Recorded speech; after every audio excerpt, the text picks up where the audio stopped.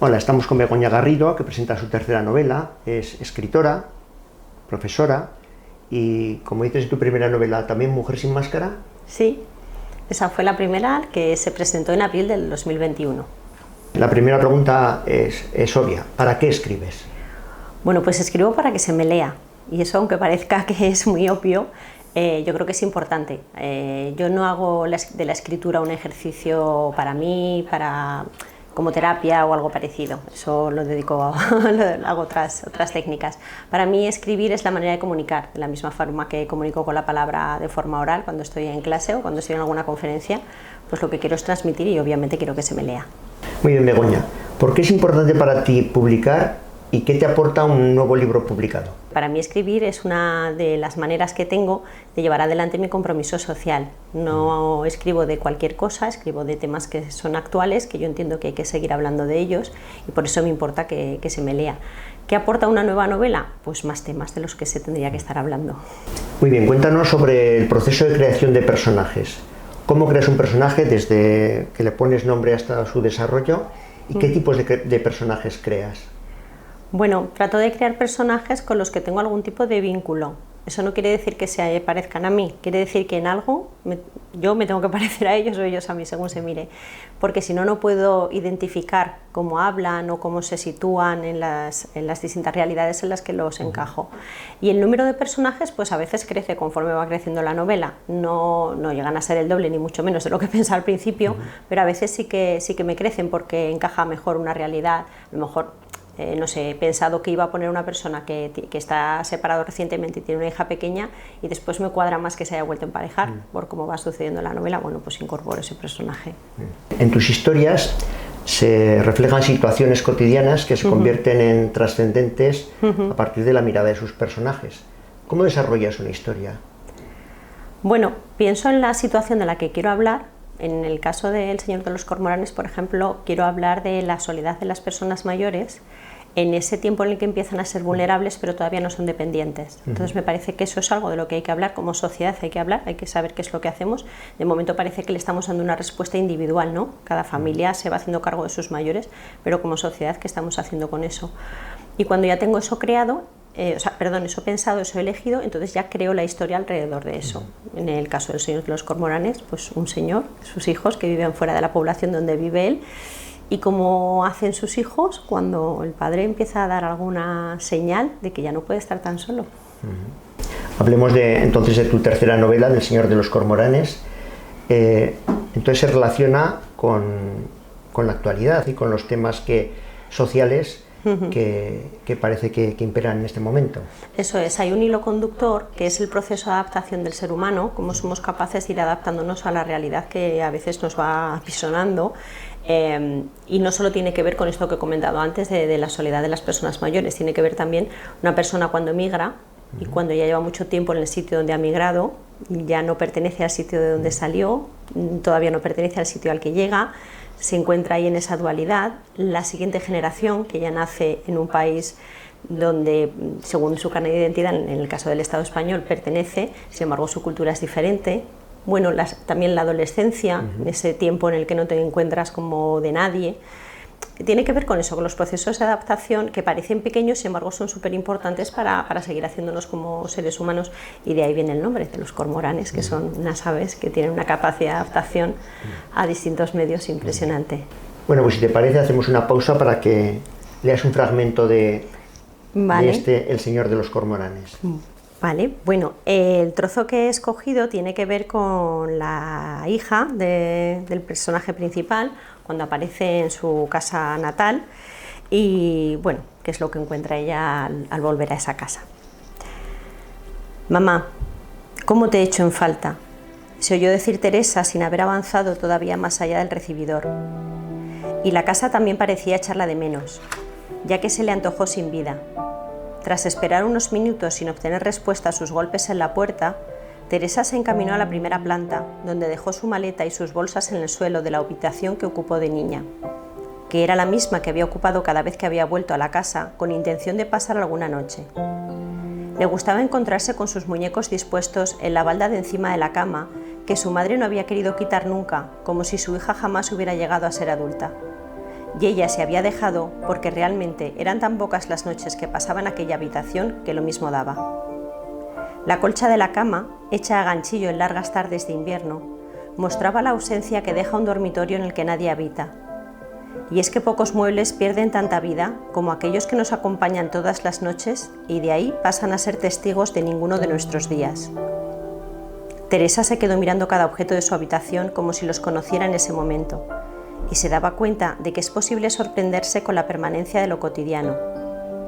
Desde que se fue, nunca había acudido a la casa con intención de pasar muchos días, y mucho menos con la de trabajar desde allí, y por eso le sorprendió que en su habitación no hubiera mesa. Bien, al menos para mí, observo vínculos entre las vivencias de los personajes y las propias como lector. ¿De qué manera crees que los lectores y lectoras se vinculan, se pueden vincular con los personajes y con las situaciones a las que se enfrentan? Sí, yo creo que para eso hay un doble camino. Por un lado es la forma de escribir, que es con una sintaxis y una gramática muy sencilla, muy asequible para todo el mundo, porque, insisto, como quiero que se me lea, lo que no busco es una gran retórica. Y por otro lado, lo que sí que busco es conectar con cada una de nosotras y nosotros a través de experiencias que sí que estemos viviendo, porque si el fundamento de que yo esté publicando es que se hable de determinados temas que como sociedad yo entiendo que estamos prestando poca atención, es porque realmente están sucediendo y nos suceden en el núcleo familiar o muy cercano. Entonces, por eso me parece que es importante el escribir de esta manera, que, bueno, ya te digo que en alguna ocasión me han dicho, es que escribes como hablas. Digo, claro, es que sigo defendiendo que hay que hablar de eso, que hay que hablar de parejas que viven la homosexualidad escondida porque no saben qué hacer, que hay que hablar de la soledad no deseada de las personas, hay que hablar de las personas migrantes que en su momento fuimos españolas y seguimos siendo españolas y ahora nos toca acoger de otra manera y no me quiero meter con esto en ideologías políticas que obviamente no, para mí no está separado de lo social, pero no tiene que ver con eso, tiene que ver como sociedad, qué respuesta estamos dando a lo que nos está sucediendo.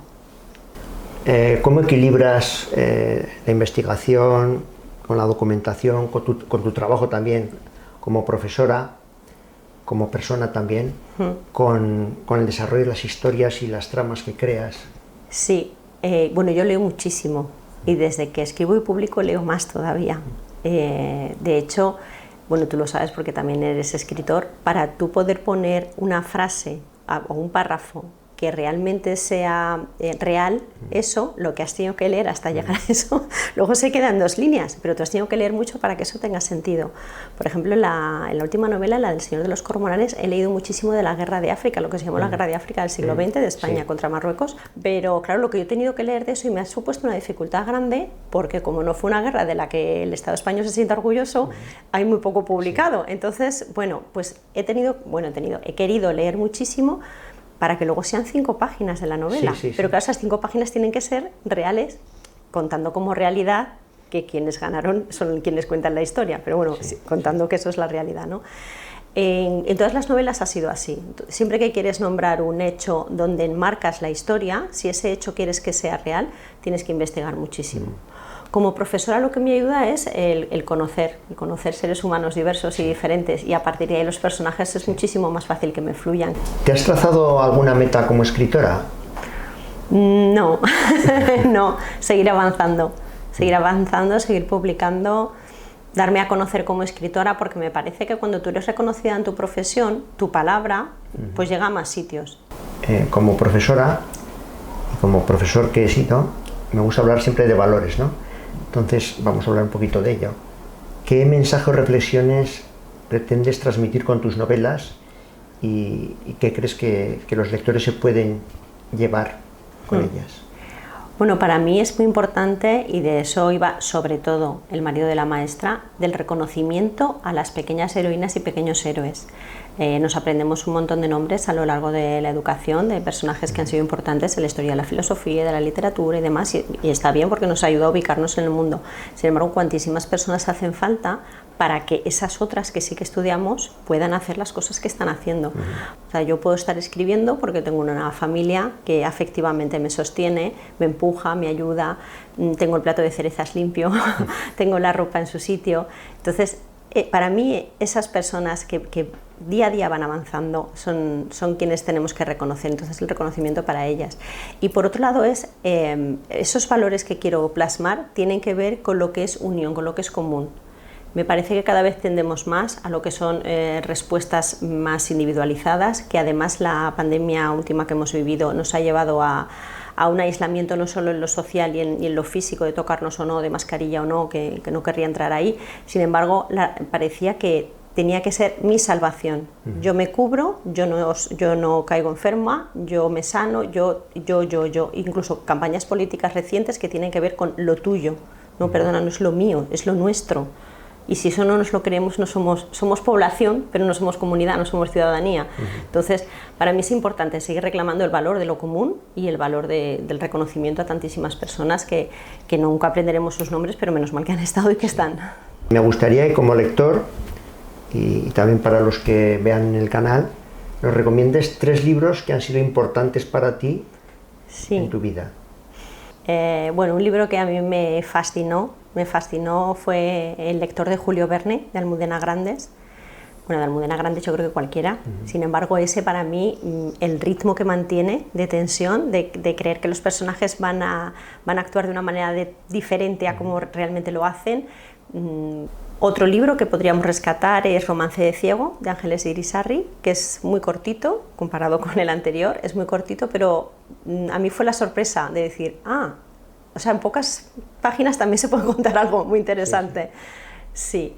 Y quizá por rescatar también algún nombre, El Salón Dorado, de José Luis Corral, porque fue, yo creo que la primera vez que en mi cabeza hizo clic de decir, para poder escribir hay que leer, para poder escribir hay que investigar, para poder escribir hay que estar bien documentada. Fue ese clic, más allá de leer diferentes entrevistas que has podido leer a personas que han escrito antes que yo, fue con ese libro cuando dije, sí. Pues muy bien, Begoña, ha sido un placer. Si quieres Gracias. decir algo más. Bueno, encantada de formar parte de este canal, de esta entrevista con mi gran amigo Ignacio Colera. Aprovecho para decir también, y espero que esto no lo corte, que el día que se despidió de la Benpace para mí fue especialmente emotivo, que no solo estuviéramos el profesorado allí acompañándole, sino que viniera el alumnado a acompañarle, porque el alumnado que termina hasta el gorro de estar escuchándonos, que viniera de forma voluntaria a escucharle. Eso yo creo que le pone para mí en un sitio muy especial y lo cuento muchas veces fuera de aquí, y por favor, Ignacio, no lo cortes, que esto quede constancia. Pues muchas gracias. Gracias a ti.